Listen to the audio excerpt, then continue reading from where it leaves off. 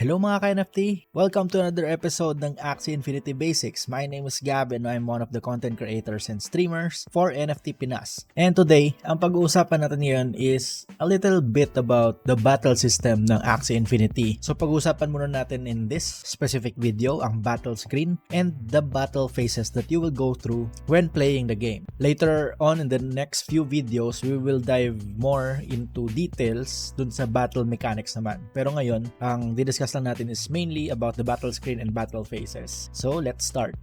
So, sa battle screen, ito yung kapag nag-start na kayo ng game either in adventure mode or in the arena. Sa first screen ng battle system, of course, makikita mo sa upper left corner yung ruin level na tinatackle mo ngayon and the progress or the stage that you're currently in. Kung mapapansin nyo, may parang tatlong bilog dito sa upper left corner and currently, yung white na circle, yun yung nag-i-indicate kung nasang stage ka na. So currently, nasa ruin 11 ako pero stage 1. So, kailangan ko matalo muna tong tatlong to bago ako mag-proceed sa next stage. Yun yung itsura kapag nag-adventure mode kayo. If ever naman na arena mode ang inyong nilalaroan or you're playing against other players in the Axie Infinity game, ang makikita mo sa upper left corner ay yung player name ng kalaban mo.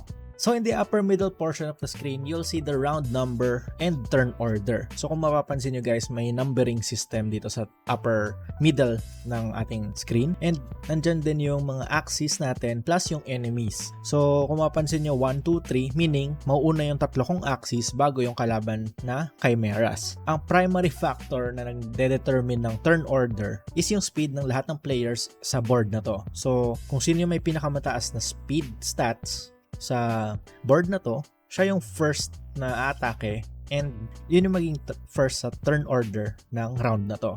May iba pang factors actually that determine yung turn order pero we will tackle that on a more deeper level sa next few videos natin where we tackle the battle mechanics. In the upper right corner, makikita nyo dyan yung remaining cards ng kalaban nyo plus the settings button. So, sa settings button, ang makikita nyo lang dyan basically is either resume or surrender. So, sa pinakagitna ng screen, dyan yung makikita yung mga axes natin and of course, the enemies that we are facing. So, kapag ka-adventure mode, chimeras yung makikita nyo dyan. And kapag ka-arena naman, of course, ang makikita nyo dyan is yung mga axes ng kalaban yung player. So, the positioning is based on the ones you set dun sa team setup. So kung napanood nyo naman yung second video natin where we tackle the game UI basics, sa teams tab, di ba, isa-select nyo kung saan or paano yung magiging positioning ng axis natin sa board. Kumbaga, kung ang sinet nyo is ganito, similar dito sa picture na to, yan yung kalalabasan niya during your battles, either in arena or adventure mode. So be sure to edit that if needed, especially if may special setup kayo for arena or if may special setup kayo for adventure mode.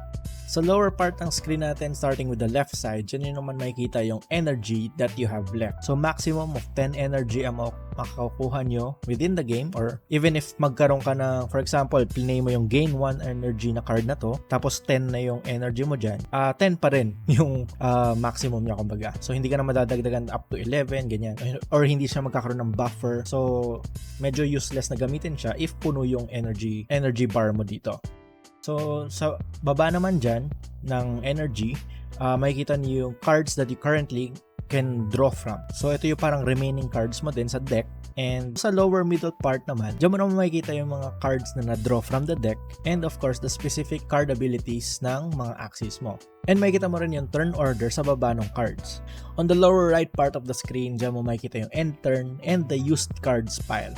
So hitting the end turn button will finalize the cards you've selected for the turns and will be executed based on turn order. So once na-click mo na tong end turn button, kung ano yung sinelect mo dun sa mga cards na gusto mong i-execute ng mga axes mo, yun yung final. So kung mali yung order ng pag-select mo, tapos napindot mo na to prematurely, wala tayong magagawa kasi na-end turn mo na siya kumbaga. Yun yung magsisil ng, kumbaga mag-finalize kung ano yung gagawin nila sa field. So be sure to be very careful sa pag-select ng cards because it can really affect your gameplay. Of course, each battle system may mga phases yan. So, sa start of the battle or the round, ito yung mga nangyayari. So, if nag-start pa lang yung battle, meaning round 1 pa lang, you start with the following. May 6 random cards ka na makukuha from your deck that your Axies can use, and then may matitirang 24 cards sa deck mo. And then you will have also a starting energy of 4 in adventure mode or 3 if nag-arena mode ka.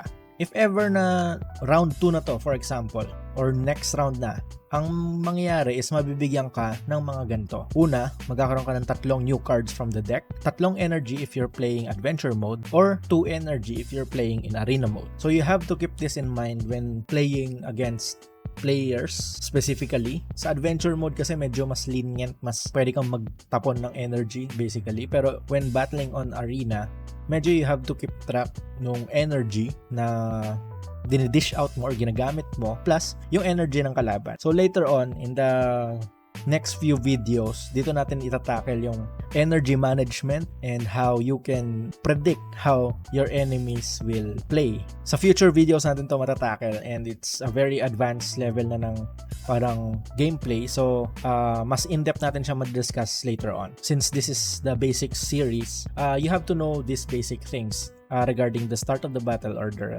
start of the new round.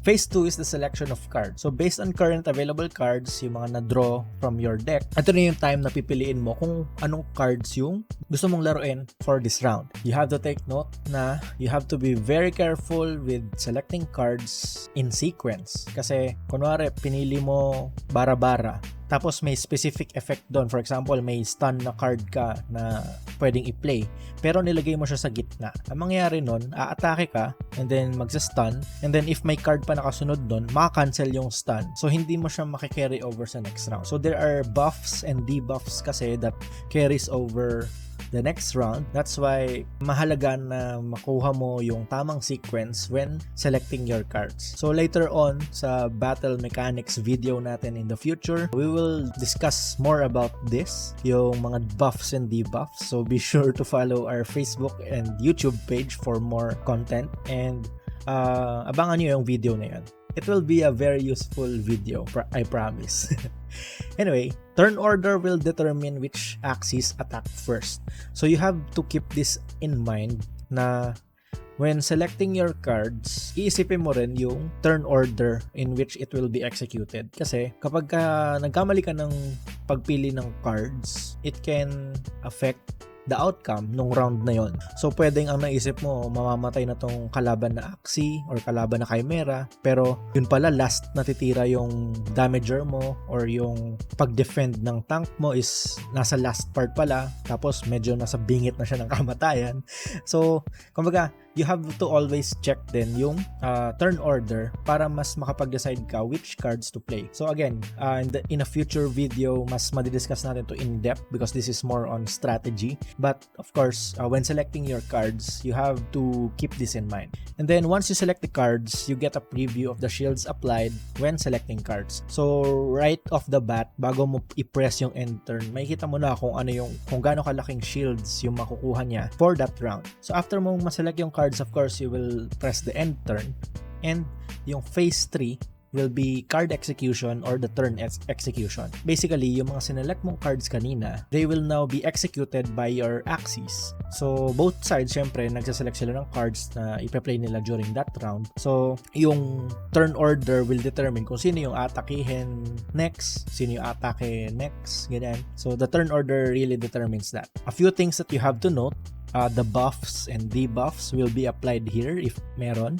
Yung mga speed buffs that affect turn order will be applied on the next round. So, ito yung mga sinasabi ko kanina na yung mga buffs and debuffs, some of them will be carried over to the next round, plus some of the effects will be carried over or applied sa next round. So, when selecting your cards and then executing it, iisipin mo yung sequence talaga ng turn order plus yung sequence ng selection mo ng cards para ma-apply yung tamang effect na gusto mo mangyari. Ayan, again, later on in the future videos, we'll be tackling yung strategies and the topic about buffs and debuffs. So the closest target will be attacked first. So sa positioning, 'di ba? Kung sino yung pinaka nasa harap tulad ng sabi ko dun sa game UI basics video natin, which is gonna be linked in a YouTube card above. Tulad ng sabi ko dun, usually ang pinakaunang inaatake is the one that is in front. So if ang positioning mo is parang tulad nito nasa picture sa baba na straight line, unang inatakihin itong nasa harap talaga. Tapos if mamatay ito, ang next na priority is this one. Unless may ability card ka that can bypass the positioning. So there are cards like tulad na sabi ko dun sa game UI basics, yung Dark Swoop that targets the fastest Axie that is in the enemy line. So if ang fastest ng kalaban is example itong Aqua Axie na to, and then meron akong card na Dark Swoop, pwedeng ito yung atakihin niya imbes na ito. So you have to also keep that in mind na may mga ganong klaseng abilities that bypass this mechanic na closest target will be targeted first. So may mga ganon talaga. So additional dun sa mga nasabi ko kanina, combos add damage. So later on sa battle mechanics video natin, we will dive into actually this is more of the calculating damage video. We will tackle how do you calculate damage in terms of combos, in terms of the buffs or debuffs, and of course yung rock, paper, scissors na tinatawag dun sa battle system or battle mechanics ng Axie Infinity. So again, be sure to subscribe to our channel for you to be able to watch that video. And when doing combos, the target is determined by the first card executed. So tulad ng sinabi ko kanina, may mga abilities or cards that can bypass the positioning. So pwedeng ang i-targetin nila is yung nasa pinakalikod, yung fastest Axie mo, or certain class pwedeng nalang targetin. If yun yung unang play na card sa turn niya or turn mo, yung next few card executions niya in a combo, meaning two or more cards yung play mo, yung next attack mo will be targeting that same enemy na target ng first card mo, if that makes sense. So for example, si Aqua ko, tinarget yung pinakalikod na Aqua ng kalaban dito sa picture na to. What will happen is yung card execution ko, kunwari dalawang cards yung play ko, yung first card is the targeting one, so ito-target niya yung itong Axie na to, and then yung next damaging card will also affect this one. So next is the shield chain buff happens when multiple Axies use an ability card of the same class. So this one is a bit complicated, pero basically what is happening here is, for example, yung Axie ko na plant and then yung reptile na Axie ko, meron silang card na plant type. If they played it on the same turn, magkakaroon ng shield chain buff. Pero basically, kumbaga, kapag nag-play sila ng same plant cards, magkakaroon ng additional shield na mangyayari. So that is it for this video, guys. This is just a quick introduction sa battle system ng Axie Infinity. So basically, ito yung mga first few things that are happening when you are battling inside the arena or the adventure mode. So later on in the future videos, we'll be tackling the battle system mechanics and other things like combos, the rock, paper, scissors mechanic, the calculating damage, and other strategies that will help you farm SLP more efficiently and win more games in the arena mode. So I hope itong video na to ay nakatulong sa inyo. And if it does, please consider subscribing sa aming YouTube channel and be sure to follow all our social media accounts as well as we move forward dito sa ating series. So thank you guys for watching and see you guys on the next one.